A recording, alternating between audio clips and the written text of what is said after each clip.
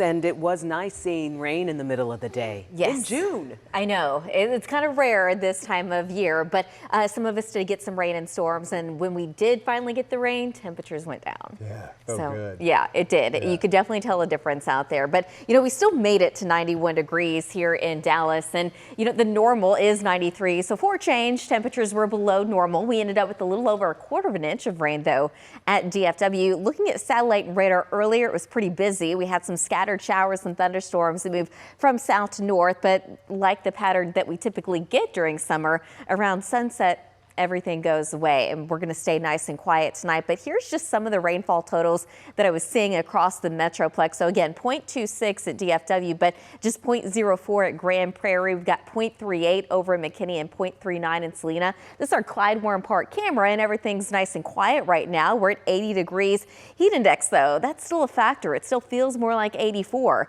We're at 77 in Bowie, though, 80 in Denton, 79 in Fort Worth, 78 in Athens, and 77 degrees right now in Greenville. And there is still a little bit of a heat index. It still feels more like the mid 80s in some spots, but overnight tonight, we're obviously going to be staying warm. We're going to be dry under partly cloudy skies. The wind, it's going to be light. It's going to be out of the south between about 5 to 15 miles an hour. So we're dropping to about 76 in McKinney, 75 in Dallas, 76 in Decatur, and 75 tomorrow morning in Mineral Wells. Tomorrow afternoon, it's going to get pretty warm again. I expect temperatures to make it back into the low 90s.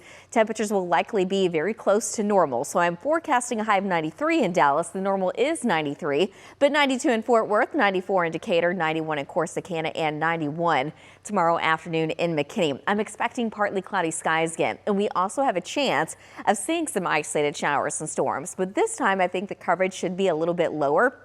All across really much of North Texas, but certainly the Metroplex, we only have about a 10% coverage of rain and storms. You're going to have to go a little bit farther south and east where the coverage will be a little bit higher, but not by all that much. We're going to call it about 20% there.